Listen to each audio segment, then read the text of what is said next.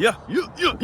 Aswand Cruickshank, your one and only Move Swiftly speaker, checking in for a daily Move Swiftly thought, giving you a perspective on teamwork that you will not get anywhere else. Recording this Super Bowl Sunday, February 11th, 2024. And I do not actually have a football story. All the football stories I tell on the day, the grand day of all of football, Super Bowl Sunday.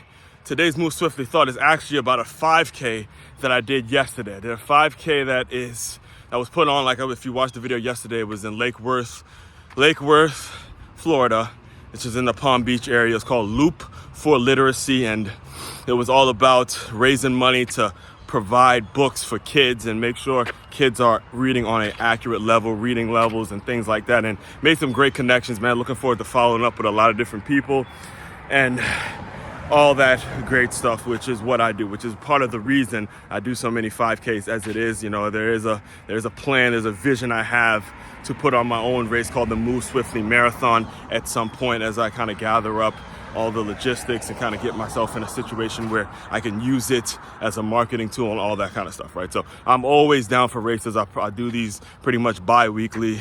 I said to myself monthly, but pretty much bi-weekly, because I got another 5K coming up next week, and then I'm gonna be looking at what races. I'm thinking about the Miami, the 305 day one, the half marathon in Miami in about 3 or 4 weeks. It's the first week in March and all that. So again, I'm a regular at these things. That's what I do. It's how I scratch that competitive itch that football has kind of permanently placed in my heart, right? So as far as yesterday, I got to give you some feedback from yesterday, because although I made top 10, I wasn't necessarily happy with my performance.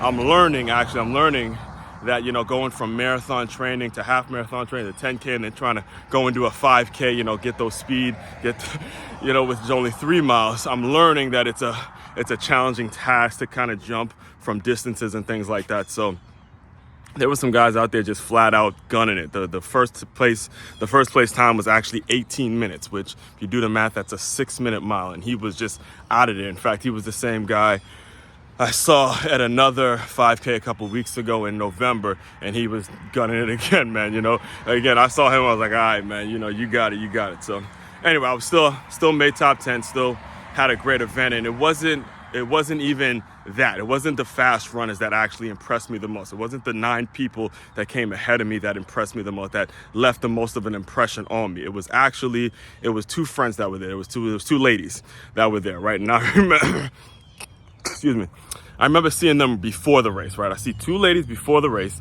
and they have their newborns. They have their newborns in their strollers, right? So I'm thinking in my mind, they're probably just gonna walk the route. This is a 3-mile course. I'm like, there's no way they're gonna run it. It's probably just something to walk, you know, something to get the kids out, all that kind of stuff, right? So it was at the end of the race when everybody was finished and, you know, everyone's kind of congratulating each other and everything's kind of done. The event is kind of wrapping up.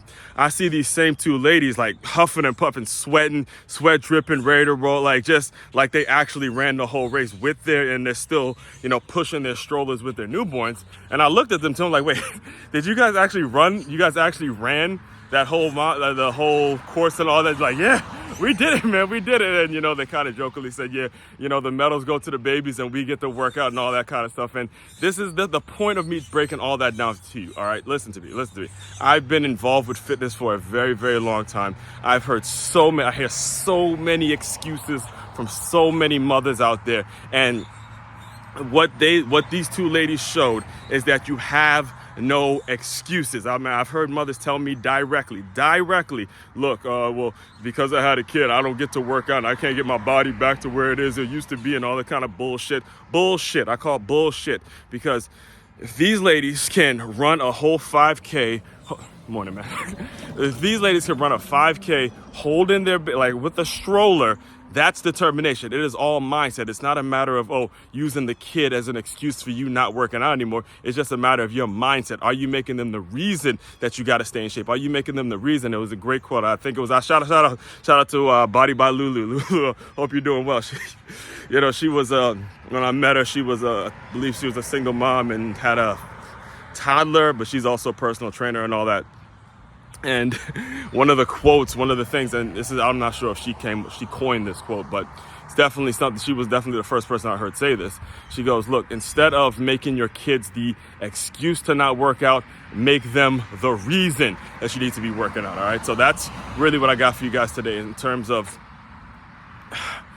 how we go about living our lives, how we go about setting an example for our young people. You got to make them the reason that you stay in shape and not make them an excuse for getting yourself out of shape or letting yourself get out of shape and all that kind of stuff, and not continuing to be active in the world and things of that nature. All right. Enjoy Super Bowl Sunday. I know I am. You can probably guess what tomorrow's Move Swiftly thought is going to be all about. It's going to most likely, because again, that's normally what I do.